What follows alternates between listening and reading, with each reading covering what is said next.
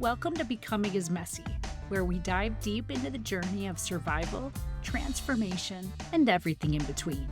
I'm your host, Meghann Dawson, here to share the honest, unfiltered stories behind my own process of becoming.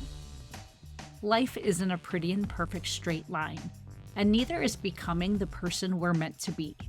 Here, we embrace the ups, the downs, all the beautiful, chaotic, messy moments that shape who we are. Whether you're in the thick of change or reflecting on past transformations, this space is for real conversations about what it means to grow, stumble, and rise again. So get comfy, settle in, and let's get messy. Welcome back, Messies. Today's episode is for anyone who feels uncertain about their romantic relationship. If you've been stuck in a cycle of wondering, questioning, and second guessing, I want to share something that helped me find clarity and has helped so many others do the same. These are 5 questions that a therapist once asked me when I was at a major crossroads in my marriage. The quiet possibility of divorce had formed in my deepest knowing that I was hoping for one big, bright neon sign, something outside of me to give me permission to walk away from my marriage. Instead, I got a multitude of signs pointing me towards my required action, moments that required my willingness to reflect, grow, and dig down deep to find the courage to take the next step forward. One of those life-altering invitations came to me in the form of 5 questions. Simple, direct, and impossible to unhear. Questions that guided me towards leaving a bad relationship, while also eventually guiding me to a healthy one. Since hearing these 5 questions, I've shared them with countless others sitting at their own crossroads. And I've watched them create space for deep, honest breakthroughs to move others forward, just as they did for me. If you now find yourself sitting in the quiet tension of, should I stay or should I go? This episode is for you. Are you at a crossroads in your relationship? Has the thought of ending it, quietly or loudly, been living in the back of your mind? Are you waiting for a final sign, a big moment, or someone else to make the decision for you? Or if you find yourself wondering what it is that you eventually want in a relationship, putting together your non-negotiables, these can be very helpful to consider as well. If any of this sounds familiar, I hope you find the same kind of clarity from these questions as they once brought me. I read once that it often takes a woman 2 years to go through with a divorce after first verbalizing wanting one. Anecdotally, I've seen that to be true for the women in my life, and it's crazy how accurate it was for me. My divorce was final on September 11th, 2012. The very first time I mentioned divorce as a possibility was on August 23rd, 2010. Just a little over 2 years prior. On that August evening in 2010, my best friend Courtney and I had just seen the movie Eat, Pray, Love. And somewhere in that dark theater, something inside me broke open. As we sat eating pizza after the movie, I quietly said to her, I think I'm going to get divorced someday. Up until that moment, the idea of a divorce had been a quiet whisper deep within. As I sat watching Elizabeth Gilbert's story, I could so vividly see myself. The feelings that arose in me were what finally brought those little internal whispers to life, allowing me to speak them for the very first time. Once my truth was spoken, momentum towards action had been unleashed. Shortly after confiding in Courtney, I started to secretly see a therapist. I felt so guilty for thinking about divorce. My initial intent with therapy was to find a way to fix me. My daughter was only 2, and dismantling her family felt so selfish. These feelings must be coming from my broken background. A big part of me hoped that the therapist would talk me out of the idea. At just our 3rd session, the therapist said I was giving mixed signals, often using language caught between what I thought I should feel and do versus what my inner knowing was saying to do. She asked if she could pose a few questions to help me get clear. I, of course, said yes, and the truth started to shine through. Later, I'll share how I responded and why I think each of these questions are so important. But for now, I just want to share what it is that she asked me. As I read each question, I invite you to reflect on any words that come to mind for your own situation. How does each question make you feel? Do you notice any body sensations with any particular question? You are welcome to pause after any or all of the questions to spend time reflecting in the moment. All right, here are the 5 questions. Question 1. Do you feel like your most authentic self when you are with your partner? Question 2. Do you feel empowered by this relationship? Does it give you energy to take on the world, or does it drain and deplete you? Question 3. Would your friends and family be surprised if you told them you were getting a divorce? Question 4. If you weren't in a romantic relationship with this person, would you pick them today to be one of your friends? Question 5. Picture your current partner in the future happy with somebody else. How does that make you feel? All right. We're about to dig deeper into each one of the questions. If you need to pause and go back through any of the individual ones, you are welcome to do so. But for now, let's dig into question 1. Do you feel like your most authentic self when you are with your partner? My answer was no. That was simply my answer to my therapist when I was posed that question. I had spent years editing myself, dimming, trying to be the version of me that I thought my husband needed. But honestly, I didn't even recognize myself in my own marriage anymore. This question cut straight to the soul because authenticity is a cornerstone of healthy love. If you have to shrink, contort, silence, or edit who you are to make a relationship work, it is not working. Not for the real you anyway. Research from Brené Brown and others in the field of emotional resilience has shown that people who report feeling a strong sense of belonging in their relationships also report high levels of authenticity. In contrast, when we chronically suppress parts of ourselves to maintain connection, we experience higher rates of anxiety, resentment, and emotional burnout.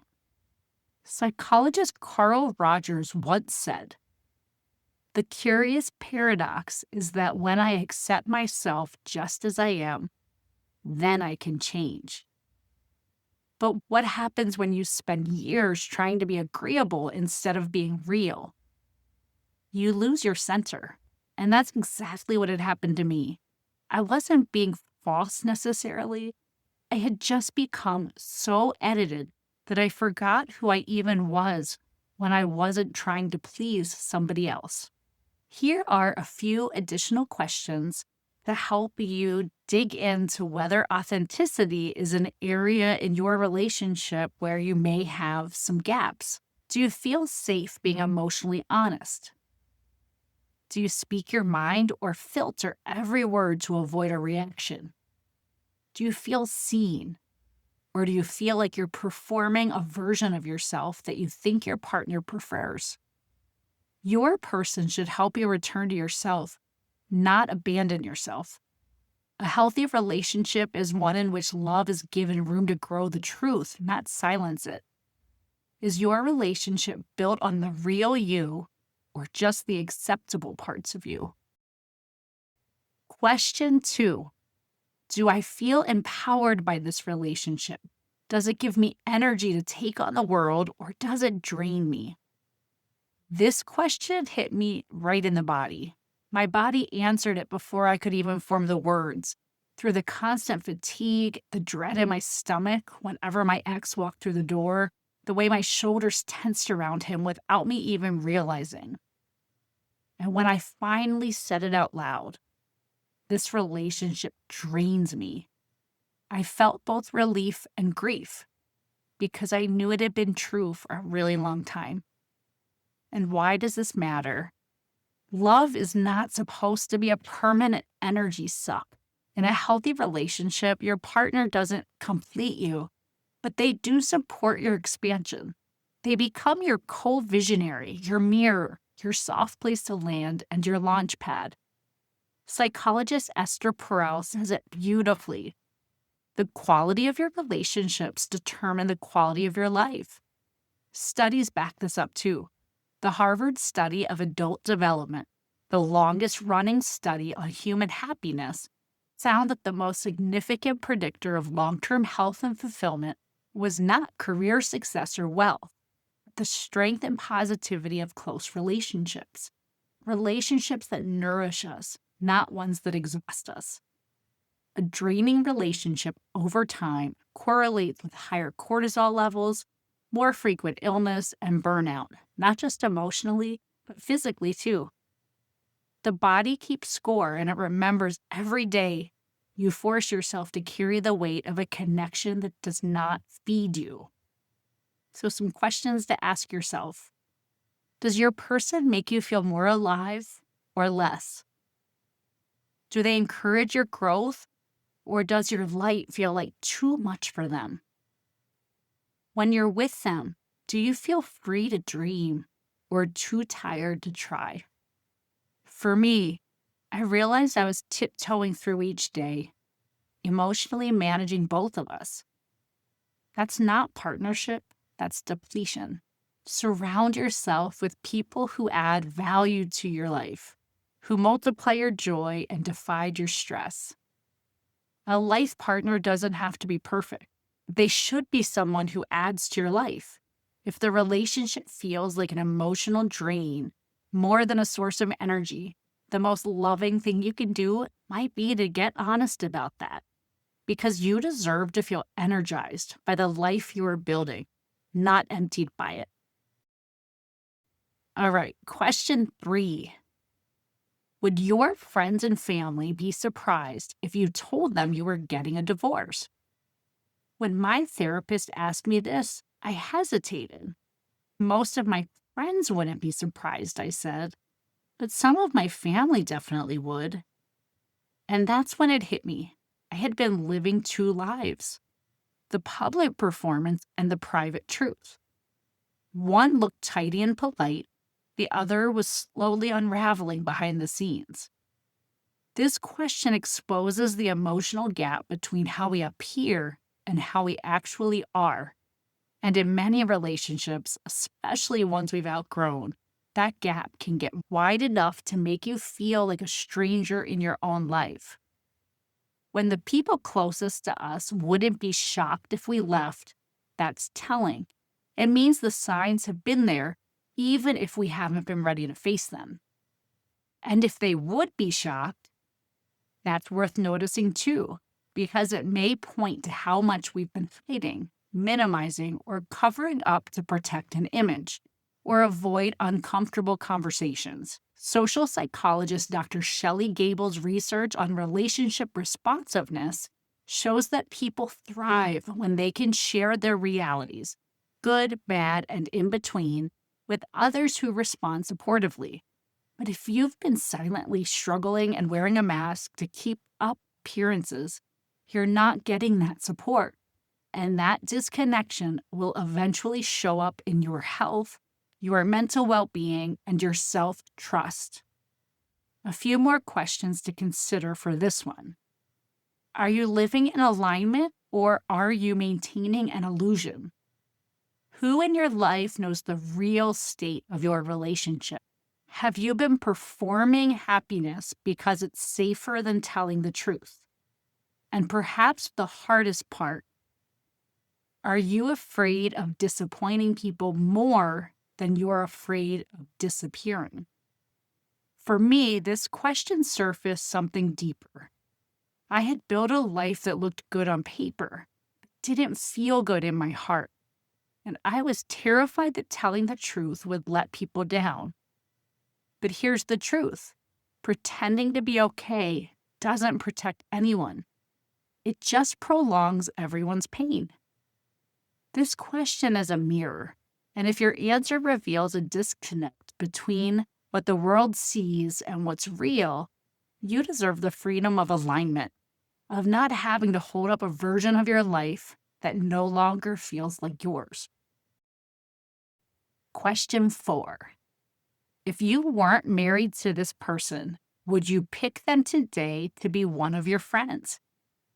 This one was the gut punch for me because I had never thought about it that way before.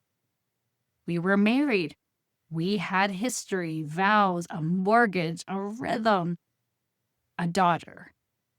I had been asking myself, can I stay in this? Not would I even choose this again. But when I paused and really considered it, the answer broke my heart. No, this person is not somebody that I would choose to be friends with today. At its core, a romantic relationship is an intimate friendship.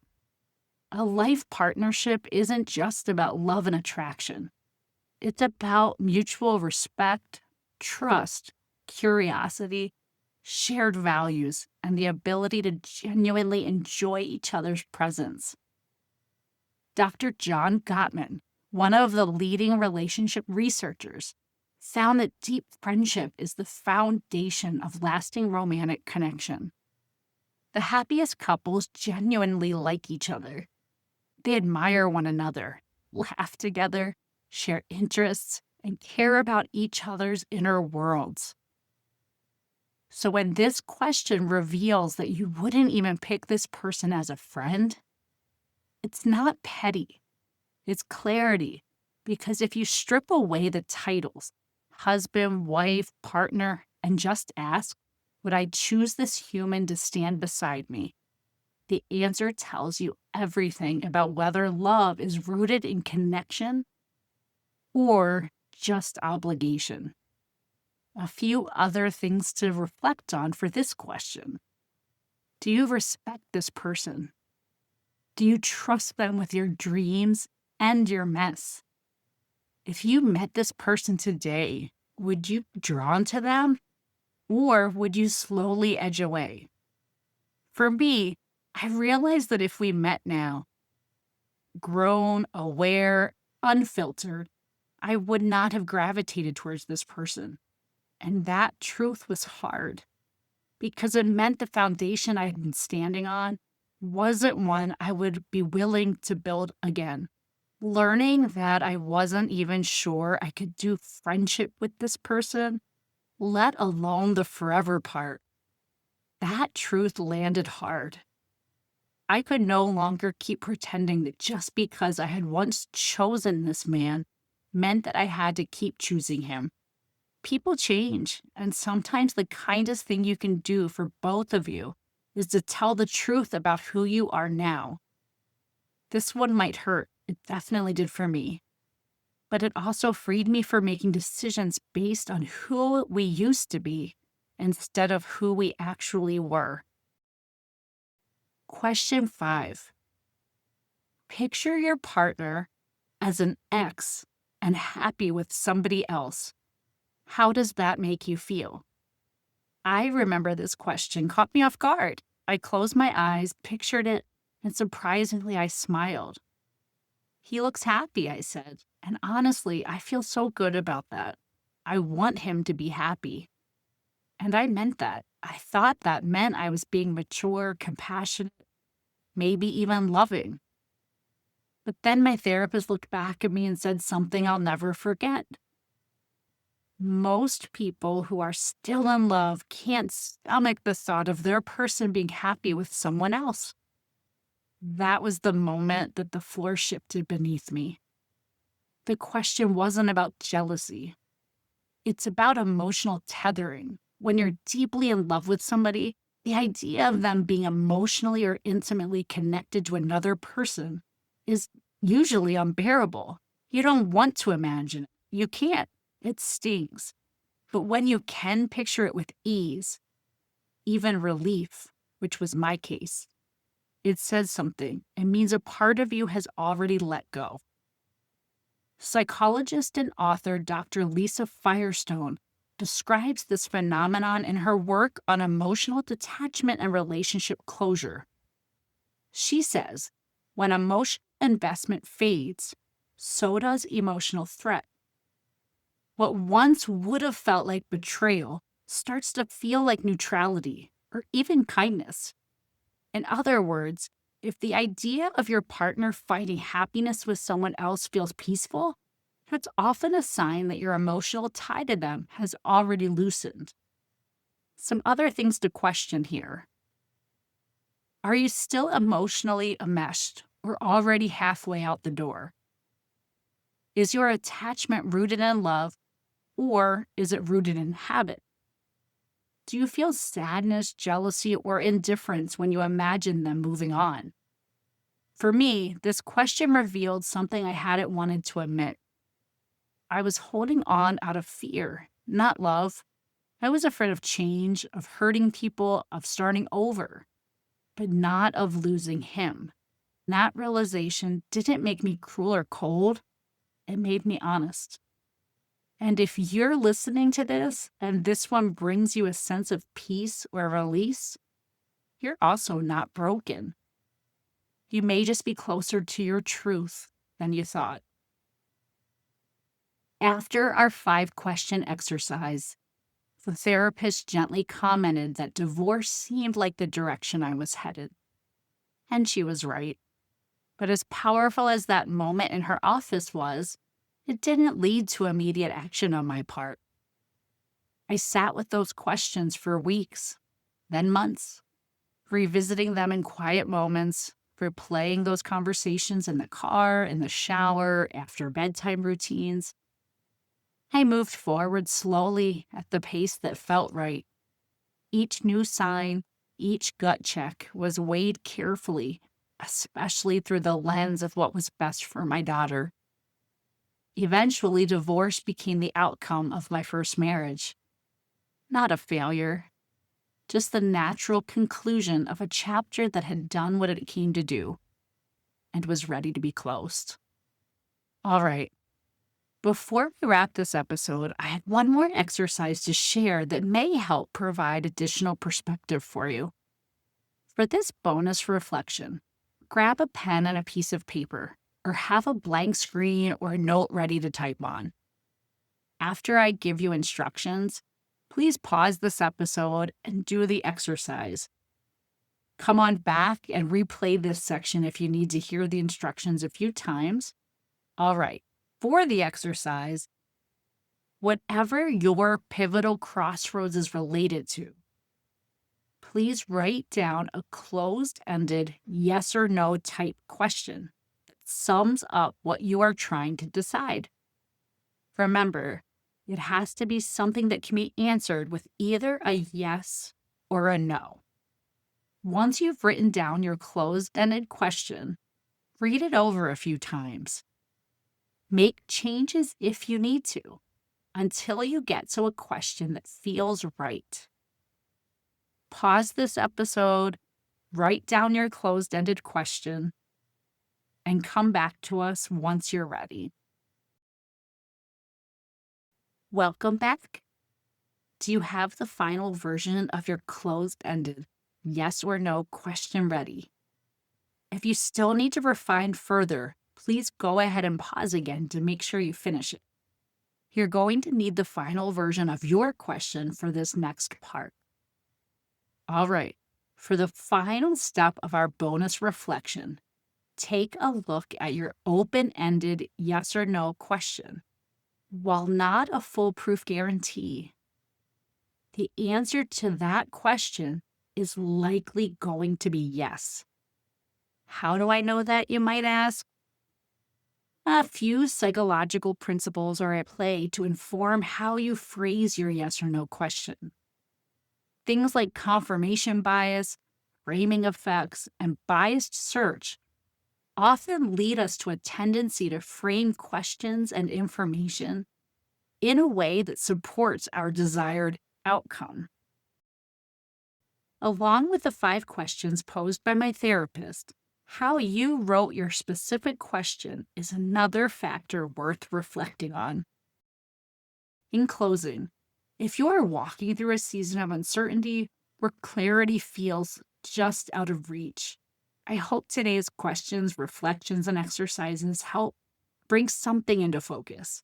Maybe a truth you've been avoiding, maybe a next step you've been too scared to name, or maybe just the permission to start listening more closely to yourself.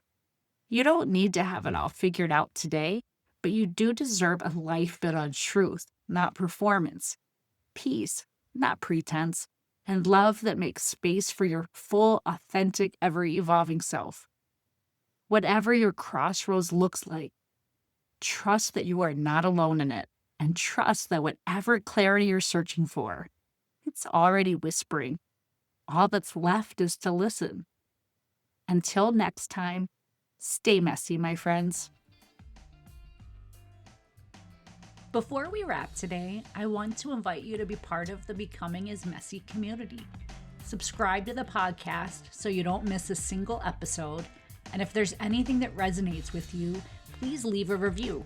Your feedback means the world to me, and it helps other people find this community. Follow me on social media.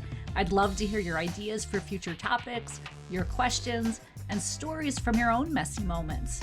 And if you're feeling inspired, check out the Becoming is Messy shop, where you can grab a mug, a t-shirt, or something else that reminds you to embrace your messy magic every single day. A huge thank you to the incredible Wolves and Sheep for providing the music for Becoming is Messy. Check them out on your favorite music streaming platform. As we close out today's episode, remember this: messy is just another word for growing. So keep showing up, keep laughing, and keep making beautifully awkward progress. Until next time, stay messy, my friends.